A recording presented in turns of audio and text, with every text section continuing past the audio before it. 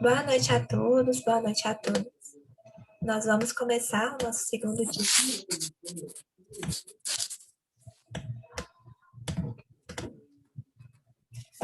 Hoje é o segundo encontro do evento Workshop Educação, Direitos Sexuais e Reprodutivos, um estudo de caso entre Brasil e Argentina. O evento será gravado e disponibilizado nas plataformas do CRIM UFMG.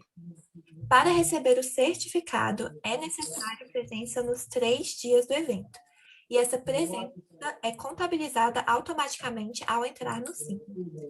O evento será ministrado na língua portuguesa e na língua espanhola. Cada palestrante terá 10 minutos iniciais para expor um panorama geral do tema em seu país, e em seguida 3 perguntas. As convidadas de hoje são uma da Argentina, uma do Brasil. A convidada da Argentina é Isabel Bianchi. Ela é médica feminista da Universidade de El Salvador, mestre em saúde pública da Universidade del Valle da Colômbia, especialista em epidemiologia e estatística médica da Universidade de Londres. Ela é presidente e fundadora da Fundação para o Estudo e Investigação das Mulheres, coordenadora da campanha internacional As Mulheres Esperamos, Acabemos com a Violência e o HIV. Em 1983, criou o programa Mulher para o Desenvolvimento no Ministério da Saúde e Ação Social da Nação. Participou das conferências internacionais sobre população e desenvolvimento no Cairo, em 1994, e sobre as mulheres em Nairobi, em 1985, e em Pequim, em 1995. Foi diretora do Programa Nacional do SITA, do Ministério da Saúde Nacional, eleita membro do Grupo Consultivo Regional da Sociedade Civil da ONU Mulheres entre 2012 e 2016.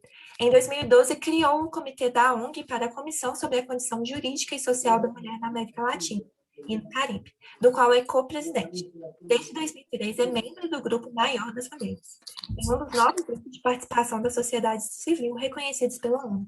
Em 2016, ela apresentou a experiência do Grupo Maior das Mulheres no monitoramento da Agenda 2030. É fundadora e coordenadora do Observatório Argentino de Gestores dos Direitos da Mulher, com o objetivo de incluir a perspectiva de gênero na agenda do G20, Argentina, e coordenadora local do Grupo do Trabalho de Gênero do G20. Ela foi reconhecida, entre outras, com o Prêmio Mulheres Distintas, concedido pelo Comitê de Londres da Comissão da Condição Jurídica e Social da Mulher das Nações Unidas, e reconhecida na categoria Liderança na lista do BBC, de 100 mulheres que movem o mundo. Convidada do Brasil é Elaine Leandro Machado. Ela possui graduação em Psicologia pela Universidade Federal de São João del Rei, Minas Gerais. Mestrado em Políticas de Saúde, pela Universidade Federal de Minas Gerais e doutorado em epidemiologia pela mesma instituição. Foi professora do Departamento de Medicina de Família, Saúde Mental e Saúde Coletiva da Faculdade de Medicina da Universidade Federal do Ouro Preto, entre 2016 e 2019.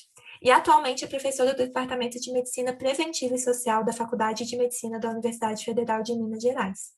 É pesquisadora da UFMG nos grupos de pesquisa em Economia da Saúde e Observatório da Saúde Urbana. Atuou ainda como tutora em EAD em cursos de extensão em doenças crônicas e promoção da saúde pela Universidade Federal do Rio Grande do Sul e Universidade de Brasília. E no apoio matricial na atenção básica pela Escola Nacional de Saúde Pública.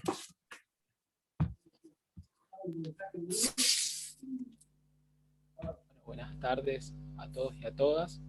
Hoy iniciamos nuestra segunda reunión del evento Taller Educación, Derechos Sexuales y Reproductivos, un estudio de caso entre Brasil y Argentina.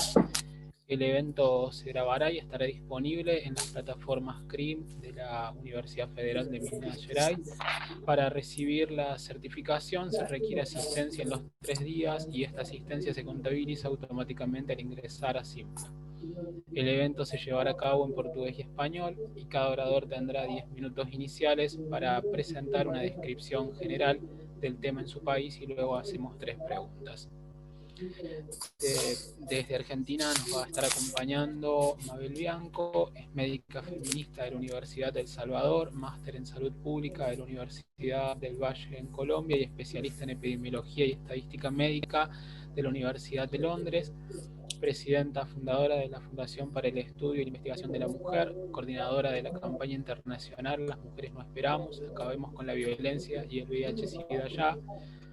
En 1983 creó el programa Mujer, Salud y Desarrollo en el Ministerio de Salud y Acción Social de la Nación. Participó en las conferencias internacionales sobre población y desarrollo del Cairo y de la mujer en Nairobi y en Beijing. Fue directora del Programa Nacional de SIDA del Ministerio de Salud de la Nación. Miembro electa del Programa Asesor Regional de la Sociedad Civil de ONU Mujeres. En 2012 creó el Comité de ONGs para la Comisión de la Condición Jurídica y Social de la Mujer en América Latina y el Caribe, que copreside. Desde el 2013 integra el Grupo Mayor de Mujeres, uno de los 9 grupos reconocidos en ONU de participación de la sociedad civil. En 2016 presentó la experiencia del Grupo Mayor de Mujeres en el monitoreo de la Agenda 2030. Es fundadora y coordinadora del Observatorio Argentino de Defensoras de Derechos de las Mujeres con el objetivo de incluir la perspectiva de género en la agenda del G20 Argentina y coordinadora local del Grupo de Trabajo de Género del G20. Y desde Brasil nos va a estar acompañando Elaine Machado, es psicóloga de la Universidad Federal de Sao Paulo, es maestrando en políticas de salud y planeamiento por la Universidad Federal de Minas Gerais y es doctora en epidemiología por la misma institución, es profesora del Departamento de Medicina de Familia y Salud Mental y Salud Colectiva de la Facultad de Medicina de la Universidad Federal de Ouro Preto y actualmente es profesora del Departamento de Medicina Preventiva y Social de la Facultad de Medicina de la Universidad Federal de Minas Gerais.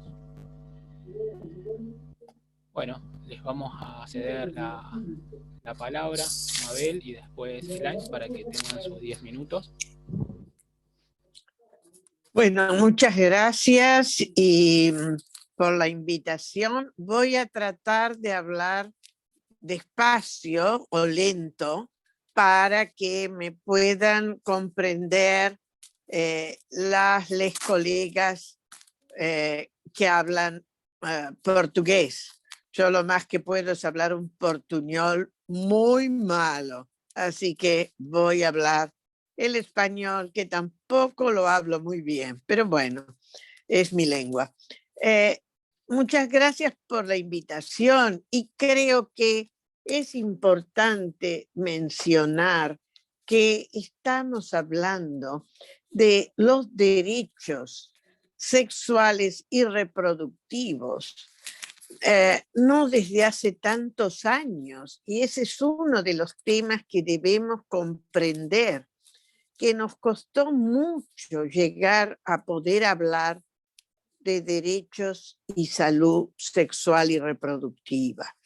Ha habido muchas dificultades en que en el mundo se acepte este concepto, porque, por ejemplo, cuando fuimos a la conferencia internacional de población y desarrollo en Cairo en 1994, no pudimos hablar de derechos sexuales, tuvimos que hablar de derechos reproductivos y englobar ahí a los derechos sexuales.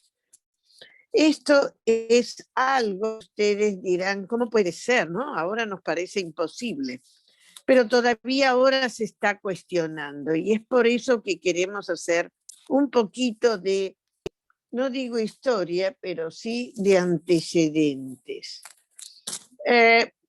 Las conferencias de población se venían realizando en Naciones Unidas cada 10 años y se siguen haciendo, pero al principio eran solo de población, no incluían desarrollo.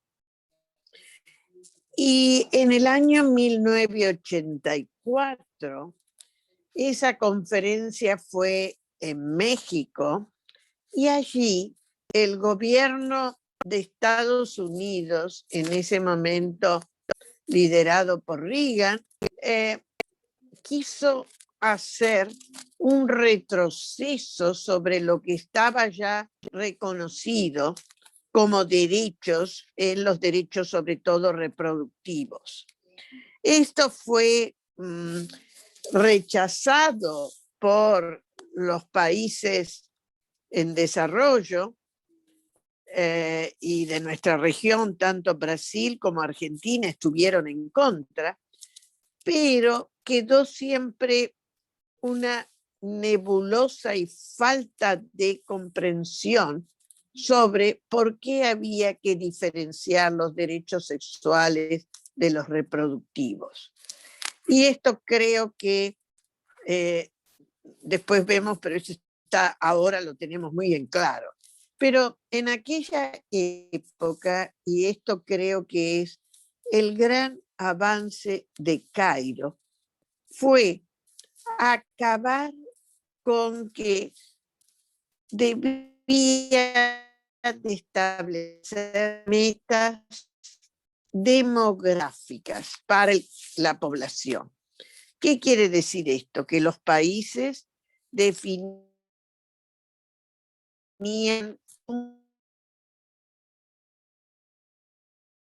entregar eso de hacer desarrollo. En el año 94 se consigue acabar y decir que a partir de allí los derechos reproductivos nos exigen y nos plantean la posibilidad de que las personas expresemos nuestro deseo y no sea esto establecido por los gobiernos a través de una meta fija. Y esto no es menor, porque habíamos visto en países, no de otras regiones, de nuestro continente, abusos en ese sentido. Y creo que los más reconocidos son los abusos que ha habido en Brasil, justamente en el país que estamos ahora compartiendo, cuando a través de la BENFAM se hacen programas de esterilización a mujeres sin un buen información y consentimiento para cumplir las metas demográficas. Esto luego ocurre en Perú con el gobierno Fujimori, y esto fue realmente a esa altura muy, muy rechazado. Pero tengo que decir que en el año, yo hago un poco de historia, ustedes disculpen, ¿no? Pero eso es parte de lo que creo que hay que saber. En el año 92, cuando fue la ECO, la conferencia mundial de ecología o del medio ambiente en Brasil, tuvimos las mujeres, en la carpa de las mujeres, que fue un espacio privilegiado que tuvimos, privilegiado sobre todo porque era un calor increíble, ¿eh? No morimos ahí porque somos muy resistentes las feministas, pero casi morimos. Ahí tuvimos unas discusiones y unos encuentros con los ecologistas de insospechable calibre, como la primera ministra Nord Brundtland de Noruega, que era una feminista también, pero para explicar el por qué estos derechos debían de tener la perspectiva de las personas, porque si no era determinar la vida de una persona a través de que pueda o no tener hijos, cuando ella lo desee y lo elija, frente a una obligación de tenerlos o no, según el gobierno crea que es necesario.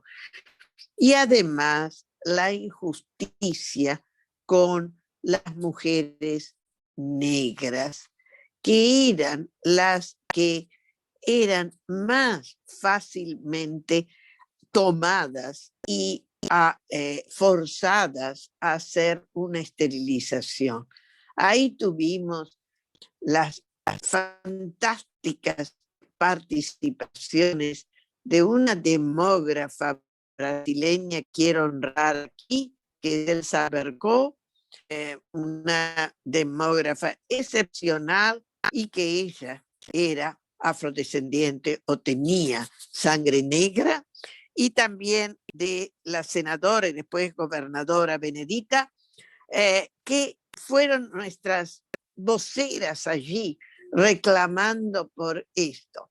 Bueno, se pudo concebir esto y así es como llegamos a Cairo y conseguimos por primera vez reconocer a los derechos reproductivos como algo que está en la esfera individual o personal de cada persona con su característica, y que en realidad no puede ser obligada.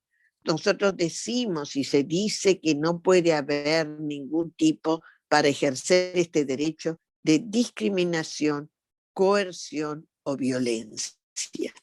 Esto quiere decir que debe de dársenos información y cada persona debe decidir qué quiere en cada momento y cómo lo quiere.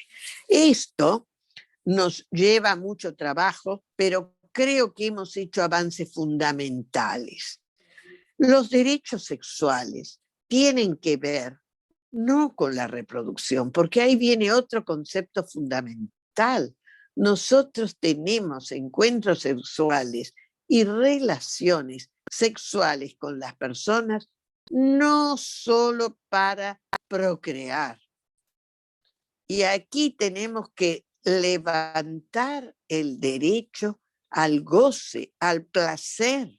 Y esto es fundamental, y esto es algo que yo creo que para los jóvenes y los adolescentes tenemos que bregar mucho para que realmente sea respetado, porque es completamente olvidado y hasta mal considerado. Yo no sé cómo se dice en portugués esto, pero para nosotros en español decimos que es mal visto. Es como que tener y pedir el derecho al placer es algo que está mal y eso tenemos que acabar. La sexualidad en todas sus formas de expresión es y tiende para el placer. Es y tiende para el placer. Y esto lo debemos de defender y lo debemos de plantear. Entonces, los derechos sexuales no pueden estar subsumidos en los derechos reproductivos que están ligados a la reproducción, a la capacidad de generar un hijo. Esto es mucho más amplio en el derecho sexual y está vinculado al interés, al deseo de un encuentro con otra persona, pero para el placer y por el disfrute y no por la reproducción. Esto que yo digo así, todavía tenemos dificultades de que sea comprendido. Y ahora tenemos movimientos de quienes dicen que esto es una posición egoísta, que mira solamente al placer. Pues no, esto no es, porque también tenemos que entender que las religiones, que sobre todo son las que están en este momento hablando de esto, pero que no son las únicas, y todos los grupos, muchas veces nosotros decimos del establishment, que son los que tienen acceso al poder. Nosotros como ciudadanos simples no tenemos ese acceso, pero ahí estamos hablando de sectores como las Fuerzas Armadas, los empresarios, sobre todo los grandes empresarios, no el pequeño empresario, mismo los grandes empresarios de los medios de comunicación, que tienen entonces esta capacidad de imponernos algunas ideas, y eso es lo que tenemos que plantear que no debe ocurrir, porque los derechos sexuales, al igual que los derechos reproductivos, deben de ser informados, pero no pueden ser obligados. No debe haber ningún elemento de discriminación, coerción o violencia. Y esto es muy importante porque vemos cómo ha habido y sigue habiendo un rechazo, negación y obsesión, yo diría, por negar el derecho a las personas no binarias a que ejerzan su sexualidad como quieren, cuando quieren y con quien quieren. Esto, digamos, es algo que yo vengo del campo de la medicina y ahí no es habitual que en una consulta a uno le pregunten cuál es la orientación y la práctica sexual o de género, con quién se vincula uno, no para que sepan, sino para que el profesional o la profesional se oriente a cómo tiene que darnos información, porque va a ser distinto según qué seamos, y cómo ejercemos nuestra sexualidad. También entender que estos no son formas rígidas. Yo puedo nacer con una orientación de un género, pero a lo largo de los años puedo cambiar.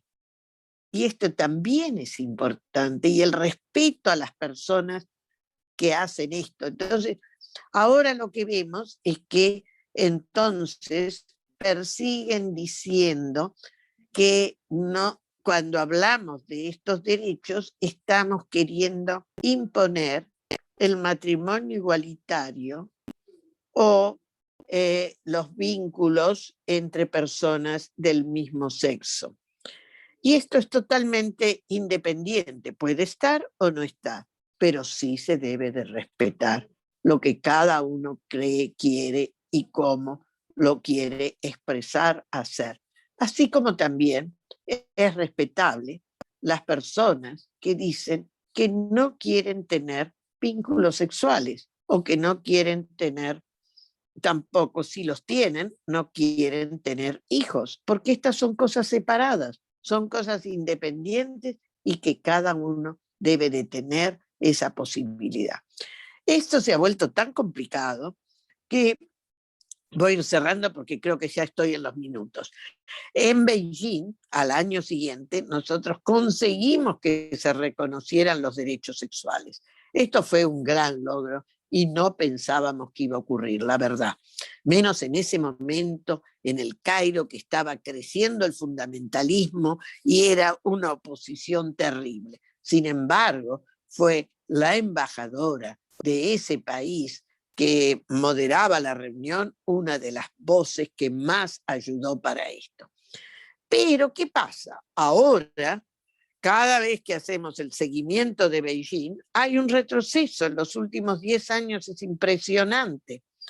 Entonces, la última propuesta que hemos tenido ha sido esto de los foros Generación Igualdad. Estos foros Generación Igualdad, que es algo que se pensó, ¿para qué? Para superar el ámbito de las Naciones Unidas, donde estamos sometidos al consenso de los 198 países que le integran. Y que cuando hay 1 o 2 países que no dan su consenso, no podemos llegar, porque es muy raro que en Naciones Unidas se vote. Entonces, este fue un mecanismo de crear una forma de poder avanzar en los acuerdos de Beijing desde una forma diferente en el cual hubiera gobiernos, y por eso está el gobierno de México y el gobierno de Francia, pero también hay otros que se incorporaron, y también la sociedad civil. La sociedad civil fuimos convocadas como feministas, y esto no es menor, porque se nos dio un reconocimiento que no siempre se da. Y en esto se dio también en la posibilidad de que nosotros eligiéramos nuestra representación en una forma libre y entendiendo la pluralidad no del sexo, del género, ¿tá? Y es así como se eligieron. Hubo más de 600 organizaciones que participaron. Fuimos elegidas 21 organizaciones o redes. En general hubo más redes que organizaciones individuales. ¿Para qué? Para, bueno, estar en este grupo de gobernanza que hemos venido trabajando y estamos por llegar al final ahora en París. A pesar de esto, les tengo que decir que no logramos salir mucho de lo que se quería, que era el modelo de la dependencia de la sociedad civil de los gobiernos y de las agencias. Esto es algo que tengo que decirles. Estamos por presentar una carta nosotros en la cual estamos expresando también un poco que pusimos 2 años y medio de trabajo y no resultó tan bueno como creíamos. Hay algunos avances y eso lo reconocemos y vamos a seguir trabajando sobre eso, que son las 6 coaliciones de acción, que si quieren después podemos entrar en ese detalle, pero no tanto como hubiéramos querido. Tal vez es porque siempre la sociedad civil pide más, pero ese es nuestro rol y así tenemos que seguir. Yo creo que con esto redondeé una primera parte. Dejo aquí. Gracias. Gracias, Mabel. Le damos la palabra a Elaine. Bom, Facundo e Raíssa, acho que a professora Mabel já deu um panorama geral, né, do histórico. Muito obrigada, professora Mabel. E aí, não foi um tempo tão longe assim, né, professora? Em 1996, a gente ainda tinha que discutir a diferença dos direitos sexuais e reprodutivos. E a senhora falando, a impressão que eu tive é que a gente teve um retrocesso maior do que em 1996, pelo menos no Brasil, né? No Brasil, nós ainda temos alguns governos propondo, por exemplo, métodos contraceptivos por abstinência. Assim, a Raíssa pode me ajudar, mas nós estamos vivendo um verdadeiro terror, né? Principalmente as mulheres, né? Os grupos minoritários, que na realidade não são minoritários, né? A população negra, os indígenas, né? Nós estamos passando por um momento de recrudescimento, de retrocesso muito grande nas políticas do Brasil, né? E aí, interessante como a professora Mabel mostra todo esse contexto histórico, como que está extremamente atrelado aos governos conservadores, o controle dos corpos, né? Os controles dos corpos, principalmente das mulheres, dos negros e das populações que a gente chama de minorias raciais étnicas, mas na realidade não são minorias. Não são minorias de forma alguma, né? Então, não gosto de falar que isso é um ciclo histórico, mas a impressão que eu tenho é que a gente está sempre avançando 2 passos e, de repente, chega algum governo e a gente retrocede um passo. Então, esse histórico que a professora Mabel, ele nos mostra bastante como que as políticas, inclusive internacionais, de governos mais conservadores, têm um reflexo direto no corpo, né? Principalmente no corpo das mulheres, no controle. Então, como as políticas de biopoder, né? As biopolíticas, na realidade, têm essa cara de... Na realidade, estamos oferecendo os direitos reprodutivos para mulheres, mas, na realidade, elas são biopolíticas. Elas visam o controle, inclusive, do sistema reprodutivo, né? Então, no Brasil, a gente começa com algumas discussões nesse sentido na década de 80, com programas direcionados à saúde da mulher, mas ali naquele momento, é claro que está dentro do nosso histórico, né, de acesso aos direitos sexuais e reprodutivos, mas naquele momento, principalmente direcionado aos profissionais da saúde, a mulher era vista como apenas um sistema reprodutivo, né? Então, as políticas eram muito direcionadas ao sistema reprodutivo, né? Ao cuidado da mama, ao cuidado de todo o sistema reprodutivo, muito visando essa questão da procriação, a mulher enquanto instrumento de procriação. Isso na década de 80, não tem tanto tempo. E, infelizmente, até hoje, professora Mabel, os nossos cursos de medicina, eu converso isso muito com os meus alunos, né? As disciplinas ainda estão voltadas para a mulher, como um ser reprodutivo, né? É o estudo da mama, é o estudo da vagina, é o estudo do útero, do ovário, como se não houvesse uma pessoa que merecesse um cuidado integral a partir daquele sistema reprodutivo. Então, Facundo, eu posso começar a falar do histórico do Brasil, aproveitando esse gancho da professora Mabel? Pode ser? Sim, sim. Ótimo, ok. Então, a professora Mabel sabe mais da história do Brasil do que eu.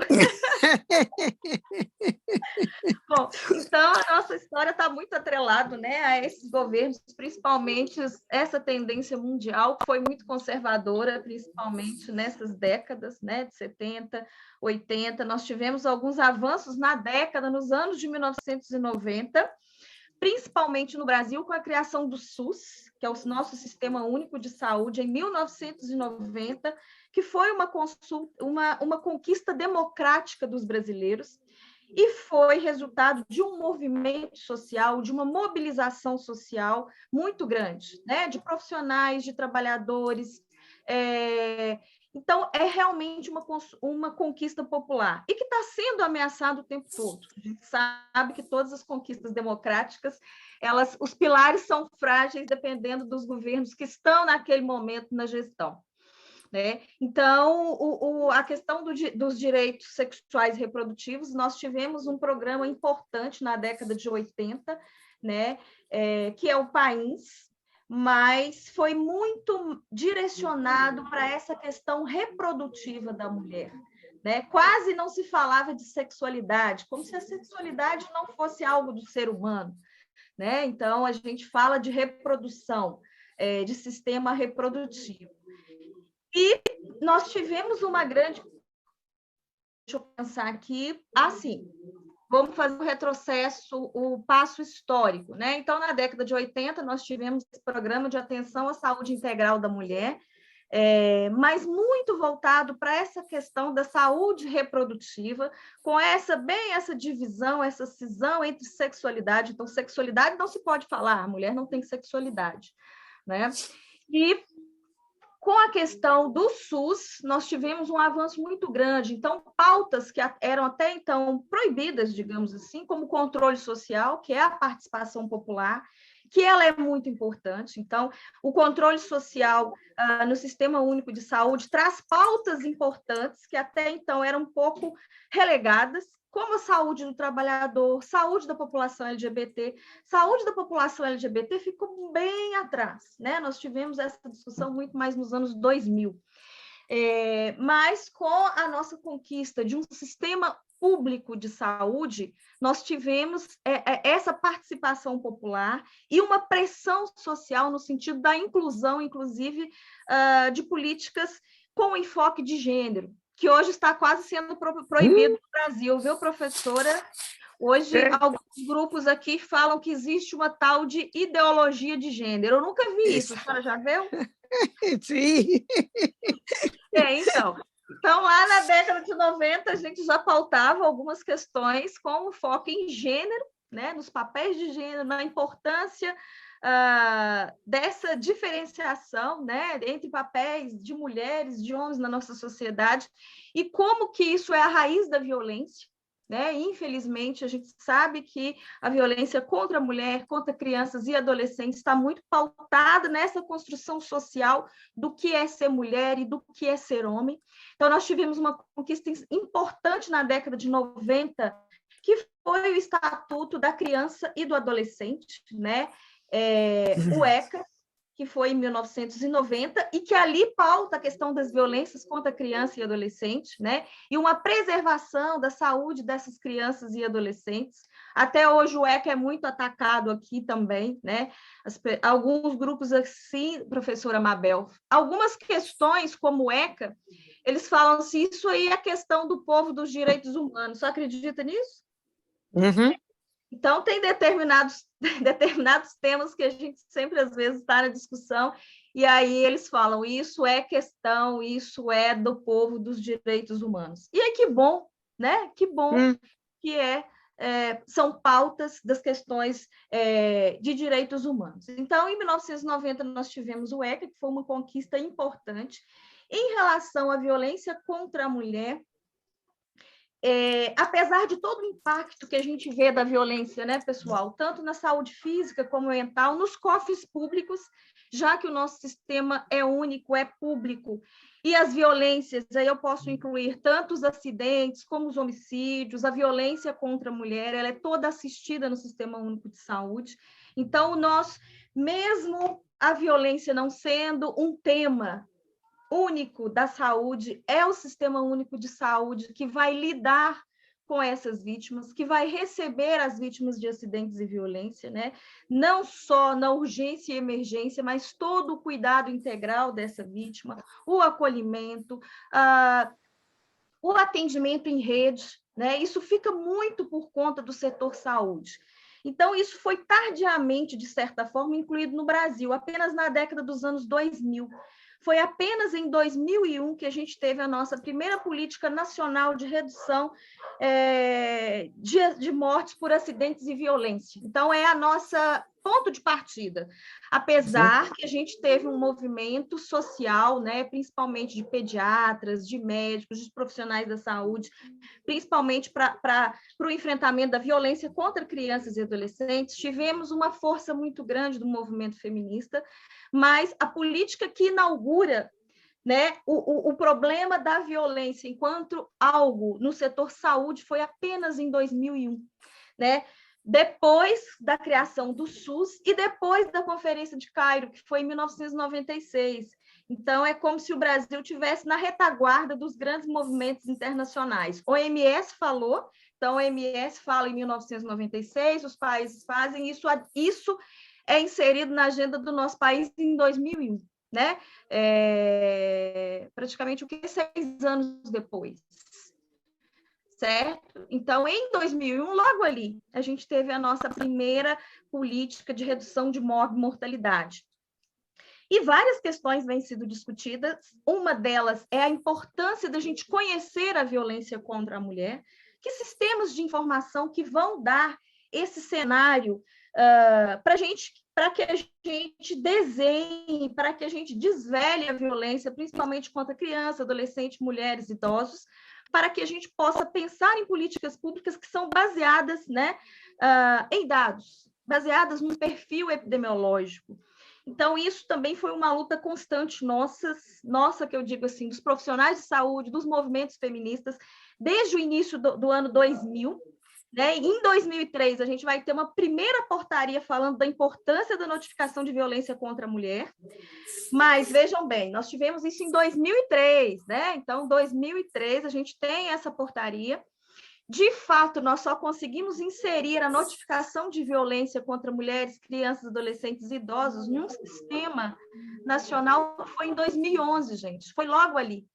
Então, em 2011 que nós temos, então, a inserção dessa necessidade de fazer a notificação da violência, porque até então, onde nós tínhamos dados sobre violência? De mortalidade, ou seja, o evento final da cadeia violência, nós íamos lá e analisávamos os dados por violências ou por internações, então nós conhecíamos apenas a cadeia final do ciclo da violência.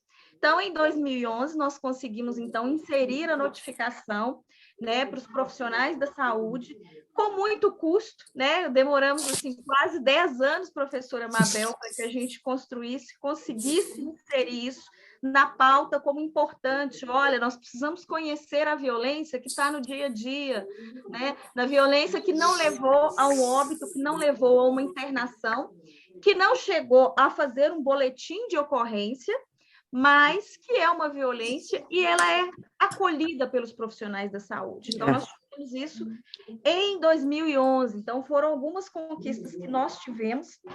Outras questões importantes que nós tivemos, a Lei Maria da Penha, que inegavelmente é uma das nossas maiores conquistas, né? Mas que demorou anos também para que a gente conseguisse, né? Não sei se vocês conhecem a história da Maria da Penha, mas vale a pena vocês procurarem, é uma história muito interessante de uma mulher farmacêutica que foi vítima de violência, que sofreu dentro da sua casa com o seu marido, né? Hoje ela é cadeirante, inclusive, por causa dessa violência que sofreu. Então, a Maria da Penha é uma lei belíssima, que não fala só da violência, mas que fala dos direitos das mulheres, né? Que fala de toda uma cadeia, de toda uma atuação intersetorial para que a gente consiga lidar com a violência contra a mulher. E, pasmem, apenas em 2015 nós tivemos a nossa lei de feminicídio, né? Apenas em 2015 que, então, esse evento, né? O fato da mulher ser morta porque ela é uma mulher, então foi considerado como um crime hediondo, né? Em 2015, há 6 anos atrás, né? E mesmo assim, professora Mabel, Facundo, Larissa e todos os participantes, aí nós temos que estar lutando o tempo todo, né? Então, tem até uma frase, não estou lembrada aqui se é da Simone de Beauvoir, que nos momentos de crise, nos momentos de tragédias, digamos assim, os grupos mais frágeis são os que mais sofrem, né? Então, a gente está num momento muito complicado no Brasil. Não gostaria de estar aqui falando para vocês de todos os retrocessos nos quais nós estamos vivendo, mas a gente considera que a gente teve uns 10 anos de retrocesso nos nossas conquistas dos direitos, né? Então, por exemplo, nós temos um grupo, né, Raíssa, que a gente fala de educação sexual para crianças e adolescentes e está se tornando quase um tema proibido dentro das escolas, né? Então, nós temos um cenário político no qual nós não podemos falar de educação sexual nas escolas, nós não podemos falar de gênero nós corremos o risco de ser processado enquanto professores por abordar gênero, né? É como se gênero não fosse uma corrente teórica, é como se gênero hoje é um tema proibido no Brasil. Então, nossa experiência, infelizmente, não tem sido bem sucedida nos últimos anos. E aí a nossa luta tem sido constante, inclusive, né? Enquanto alguns países conseguem o direito da descriminalização do aborto, a gente está lutando por manter a educação sexual nas nossas escolas. A gente está lutando para que a mulher não tenha a obrigatoriedade de não fazer um aborto enquanto ela é vítima de um estupro.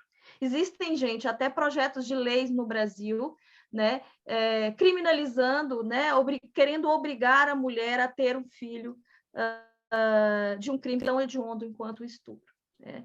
Então, infelizmente, nós não temos tantas... os nossos desafios, eu acredito que no momento atual sejam maiores do que as nossas conquistas. Ok? Então, podemos partir para o nosso segundo momento. Infelizmente, eu gostaria de estar falando de questões mais positivas em termos de avanço, mas eu acho que no momento, mais do que nunca, a nossa necessidade é a luta para manter os direitos adquiridos. Né? Então, assim, a gente vai ter que parar. Nós paramos um pouco nos avanços e vamos lutar para manter o mínimo de direitos, né, que nós adquirimos até então, que foi discutido lá em 1996, né, professora Mabel, e que agora é quase assunto proibido. Obrigada. Yo quisiera decir algo y luego me va a tener que retirar. Es una pena. Bueno, primero comparto y agradezco muchísimo este paso por todo, que me hace acordar a mucho de lo que nosotros acompañamos desde la Argentina y de América Latina a Brasil en ese proceso. Pero quiero decir que para nosotros tampoco aquí en la Argentina fue fácil. La Ley de Salud Sexual y Reproductiva nos llevó 10 años de discusión para poder tenerla. Del año 92, recién en el 2002 la conseguimos. Y lo otro que quiero decir es que el reconocimiento al derecho al aborto fue más de 30 años. Estuvimos casi 32 o 33 años. Nuestra fundación nace con esa lucha, con esa bandera, hace 32 años, y recién este año lo conseguimos. Así que nosotros sabemos lo que cuesta y sabemos lo que son los retrocesos. Y en este momento estamos con el gran problema.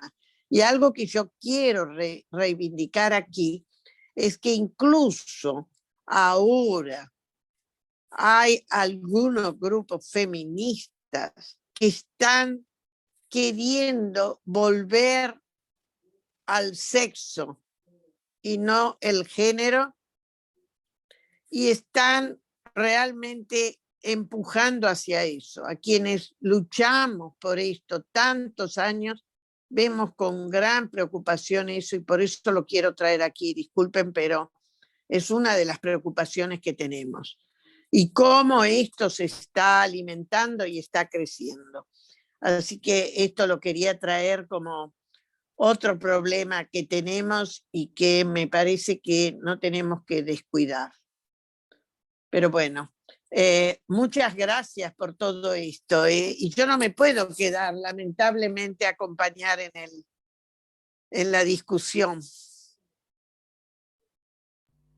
No hay problema, Mabel, ya sabíamos, así que le agradecemos mucho porque haya podido sumarse. Y bueno, ahora vamos a seguir reflexionando un poco también en torno a lo que usted planteó y lo que Elaine recién comentaba respecto a la situación particular de Brasil. Creo que los dos países tenemos cosas para aprender unos de otros, sobre todo nosotros acá en Santa Fe, con algunos personajes que tenemos pululando por todos los partidos políticos. Así que nada, gracias, Mabel. No sé si alguien más quiere agradecerle a Mabel y después podemos seguir.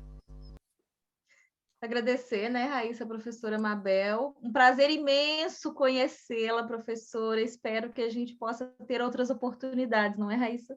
Yo también, también quiero volver a su país, y ojalá pueda visitarte, Oh, o que tú ótimo. puedas venir, Oh, podemos visitá-la também, com o maior. Bienvenida. Oh, será um prazer. Obrigada, Chao, professora. hasta Tchau. luego, gracias, adiós.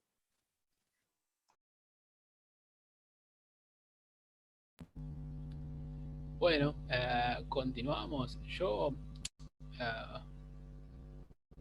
me, no sé, me he quedado pensando en un montón de cosas. Aham. Sí, te dejo. Acredito que podemos continuar sim, se você quiser fazer uma fala. E aí a gente pode seguir com a Elaine se ela puder também. Vale.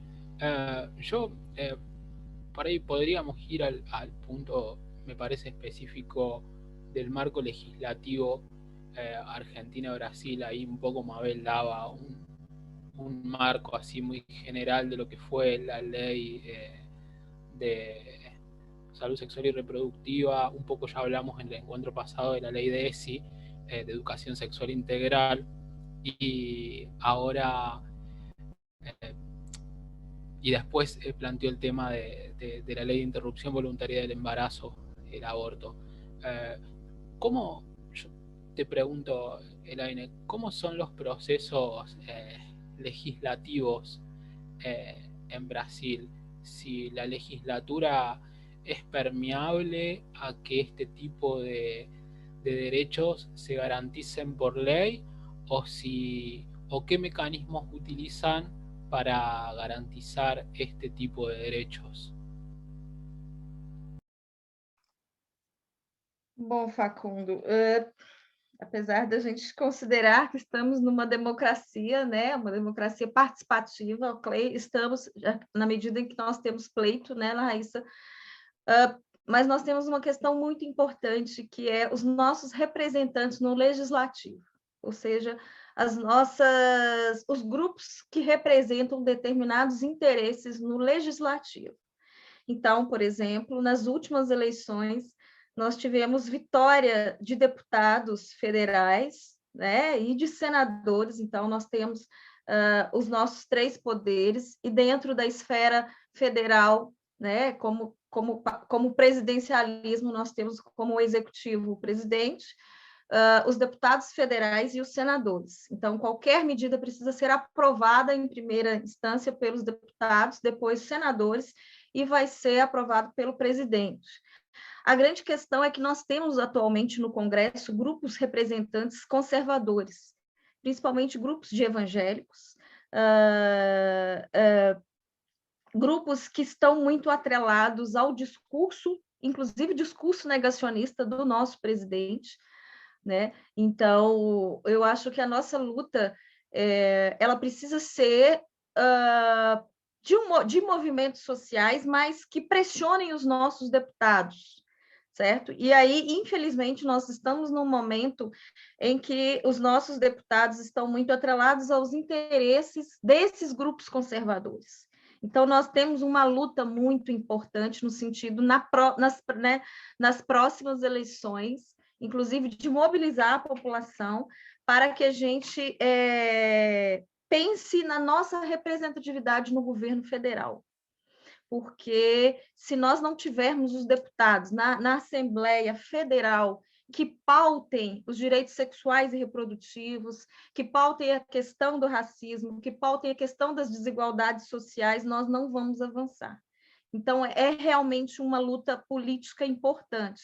Então, nós precisamos mobilizar a população, os movimentos sociais precisam estar mais ativos do que nunca, porque as nossas conquistas, elas estão sendo ameaçadas justamente por causa da representatividade desses grupos conservadores, principalmente de extrema-direita, que ocuparam o nosso Congresso, né?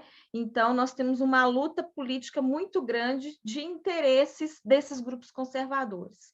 Então, o nosso momento, não sei se Raíssa concorda, mas é de vigilância dos direitos que já conseguimos até hoje e de pensarmos nas próximas eleições para que a gente diminua a representatividade desses grupos conservadores que estão na nossa Assembleia Legislativa, porque são eles que estão propondo, né, esse retrocesso, são eles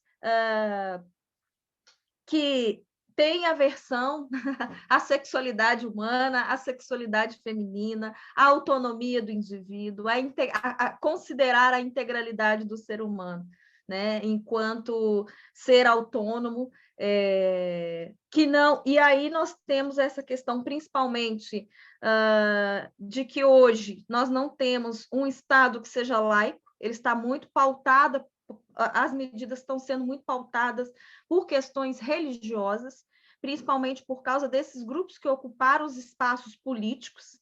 Então, nossos movimentos populares, nossos movimentos sociais, precisamos pensar em ocupar esses lugares estratégicos. E a Assembleia Legislativa é um desses espaços que nós precisamos lutar para ocupar, porque senão o retrocesso vai ser ainda maior. Concordo, Elaine, eu acho que você pontuou bem, assim, o que é o panorama político do Brasil atualmente, o que a gente precisa fazer. E aí você fez o link final justamente com os movimentos sociais, que é a temática da nossa terceira pergunta. E aí nisso eu acho importante ressaltar um ponto, porque aqui no evento a gente já citou muito a Conferência de Cairo, que foi em 1994.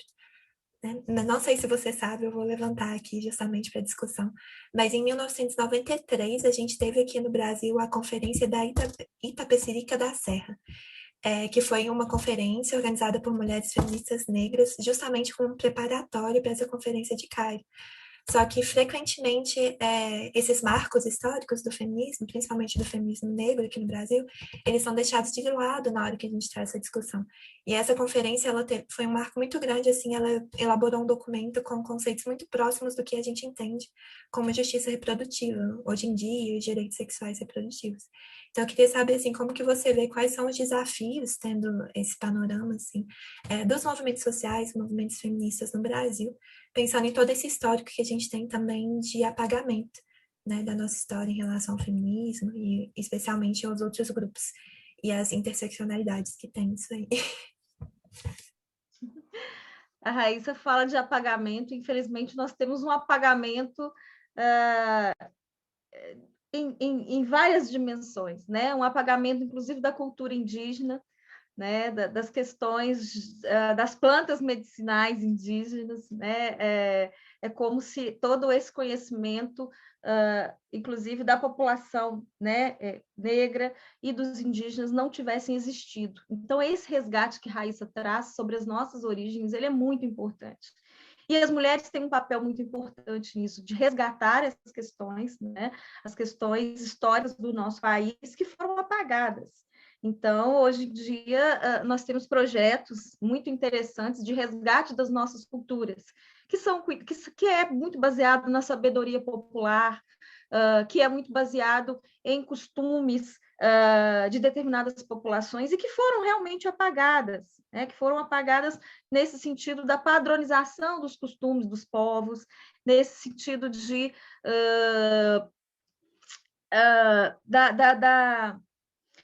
de trazer uma cultura ocidental, branca, hegemônica, e colocar isso como se fosse o determinante. Né? Então, nós, apesar de toda a nossa origem de histórico, de contribuição indígena, população negra, é como se todo esse passado fosse esquecido. Né? E essa luta, inclusive, dessas populações.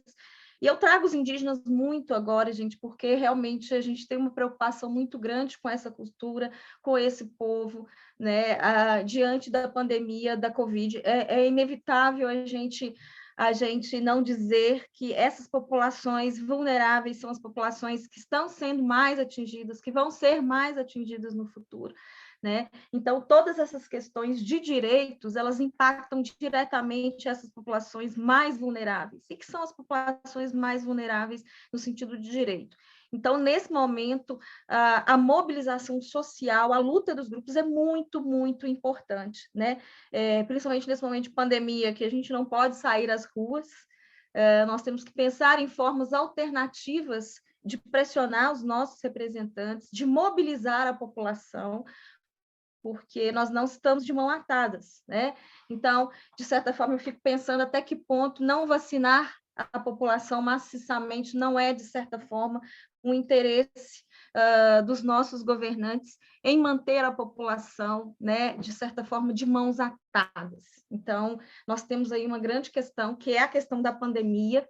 Então, nós estamos lutando pela sobrevivência e, infelizmente, quando a gente luta pela sobrevivência, a gente esquece outras questões, né? Então, nós temos aí a violência contra a mulher, contra crianças, né, em níveis muito altos, mas a gente está preocupado com manter a nossa renda, colocar o alimento em casa, né? Porque o nosso nível de insegurança alimentar aumentou muito, né? Então, nós temos um percentual importante das famílias brasileiras em insegurança alimentar, outras no estado grave de fome, né? Então, eu falo assim que a gente tem um retrocesso, porque nesses momentos de crise, a sobrevivência acaba sendo a prioridade, né? E aí, nesses momentos, é que os movimentos sociais têm uma importância grande. Então, a gente tem aí movimentos, né, das mulheres negras, movimentos feministas, lutando, inclusive,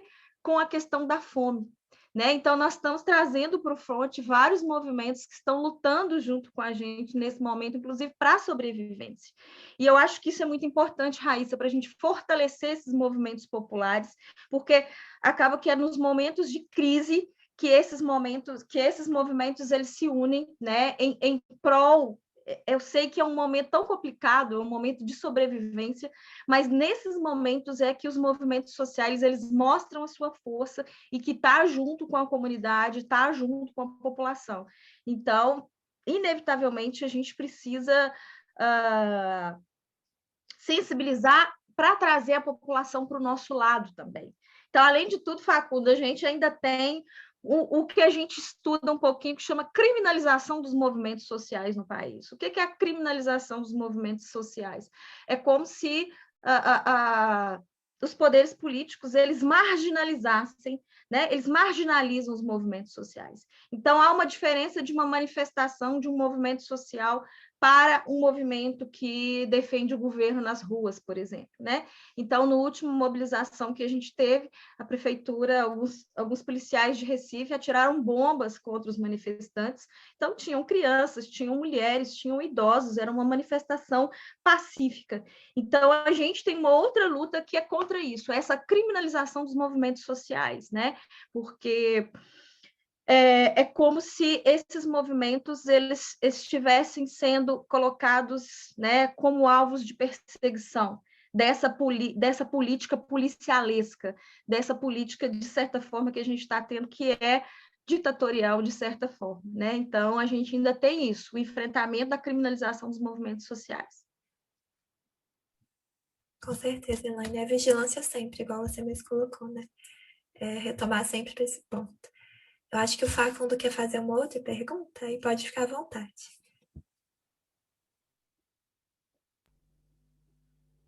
Muchas gracias, Elaine.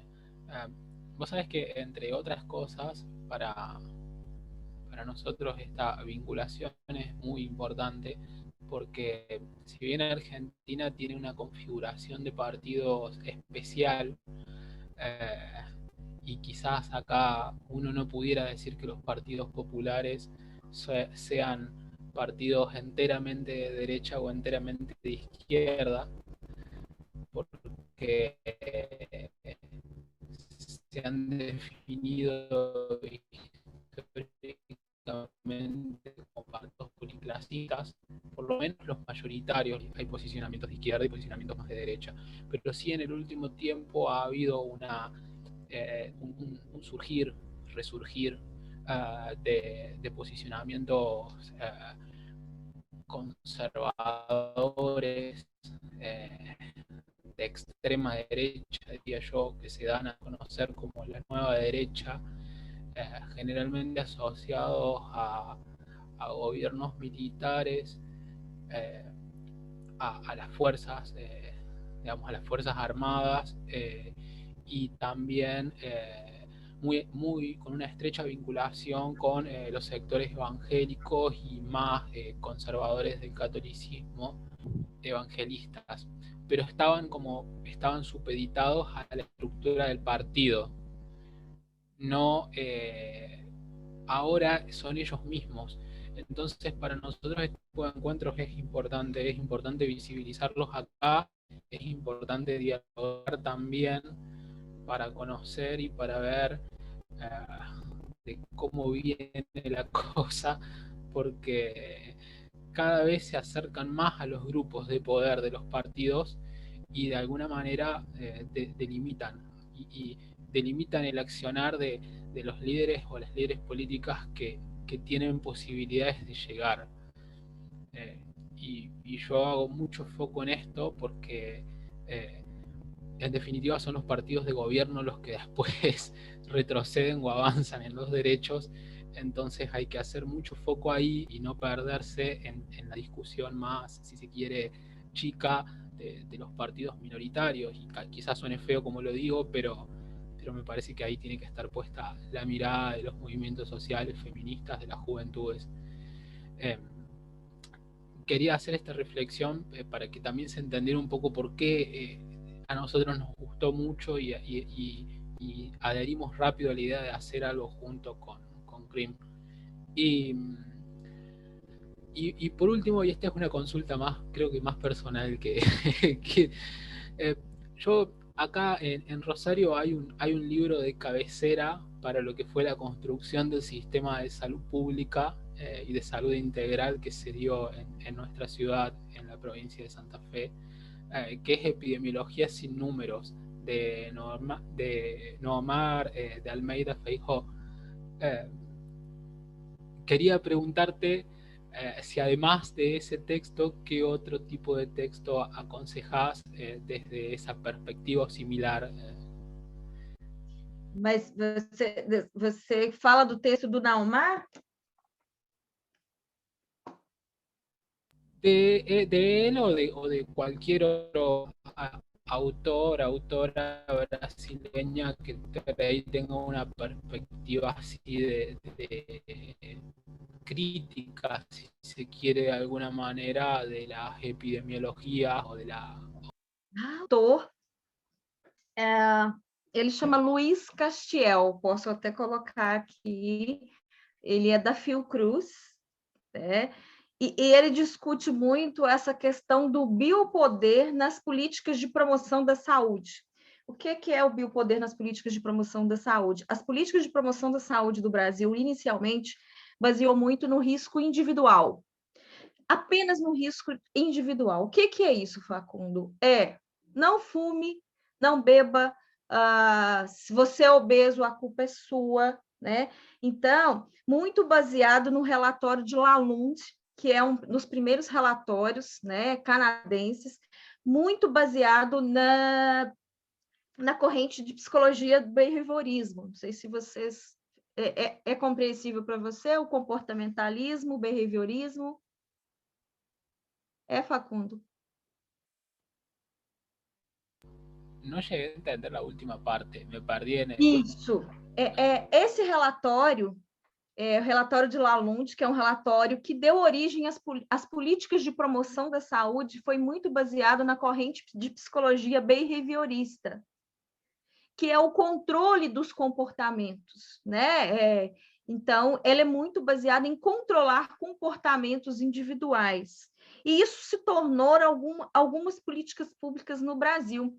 E esse autor, Luiz Castiel, ele traz essa discussão crítica em relação à promoção da saúde. Até onde o indivíduo é autônomo dentro das possibilidades de adotar um comportamento saudável, ou é o Estado que precisa ditar para ele o que é ser saudável.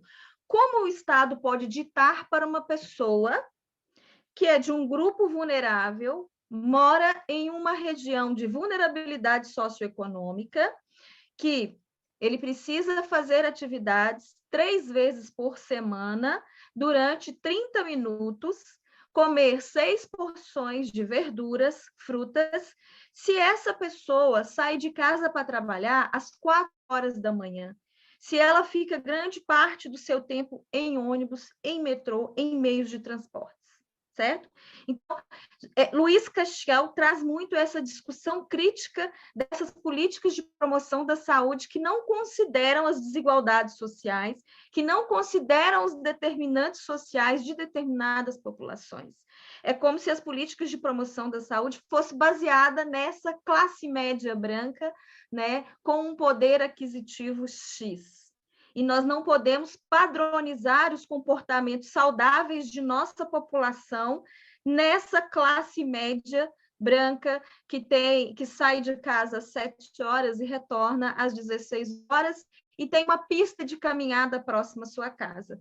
Essa outra pessoa que reside num determinado bairro não tem pista de caminhada, mora numa região de vulnerabilidade social, né, que é tomada por controladores do tráfico, por exemplo. Então, ele traz essa discussão bastante crítica das políticas de promoção da saúde. Então, deixa eu ver se eu tenho...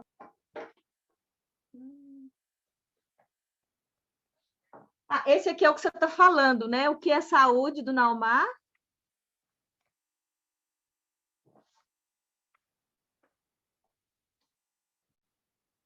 Não achei o do Castiel, mas vou indicar uma outra pesquisadora brasileira, que é a Cecília Minayo, Violência e Saúde. Cecília Minayo é uma pesquisadora da Fiocruz também, e ela trata bastante da temática de violência no nosso país, tá? Mas depois eu mando para vocês a indicação do Luiz Castiel, nesse contraponto das políticas de promoção da saúde. Até que ponto essas políticas não estão a favor de um controle dos corpos da população. E que, de certa forma, se você culpabiliza o indivíduo por ele estar obeso, por ele estar com a glicemia alta, por ele ser hipertenso, ao culpabilizar o indivíduo, você retira a responsabilidade do Estado de manter políticas públicas de promoção da saúde. Olha que interessante, né? Então, as raízes dessas políticas de promoção que culpabilizam o indivíduo, elas jogam totalmente a responsabilidade de manter uma saúde para o indivíduo e retira do Estado a responsabilidade em oferecer políticas públicas de uma vida mais saudável. Muchas gracias. Después le voy a preguntar, les voy a pedir a las chicas si nos pueden a través tuyo pasar estos textos, los nombres Sí. completos de estos textos, porque es hiper interesante. En Rosario, este texto que te decía en los 90 fue el que marcó el quiebre de una forma de pensar el sistema de salud público a una nueva manera de pensarlo desde una perspectiva mucho más integral y desde enfoques más cualitativos que cuantitativos. Entonces, realmente fue una transformación y nuestra ciudad, Rosario, en Santa Fe, fue de alguna manera un faro y lo sigue siendo hasta hoy. Incluso adelantado en muchos derechos en lo que tenía que ver con el acceso a los tratamientos de hormonización quirúrgicas para las personas trans previa a la aprobación de la Ley Nacional de Identidad de Género. Entonces ese texto fue como muy simbólico, por eso quería preguntar cuáles otros se podían ver, quizás ya más actuales, por decirlo así de alguna manera, entre comillas, como para poder leer. Posso fazer um apanhado, Facundo, de alguns autores que têm essa visão e mando para vocês. Gracias. Ótimo. Podemos encerrar? Acredito que sim. Ok. Então, só para lembrar, o nosso próximo dia de evento é dia 18 de junho, às 18 horas também, para todo mundo que está aqui, porque tem que estar presente nos 3 dias para ganhar o certificado. E aí, muito obrigada a todo mundo que acompanhou, muito obrigada, Faconda, Elaine, e agradeço a Anabel também pela participação aqui. Obrigada, Raíssa, obrigada, Facundo, por esse evento e que a gente possa estreitar as nossas relações e pensar nas nossas parcerias. Ok? Um abraço para todos, boa noite. Buenas noches, muchas gracias a todos y a todas.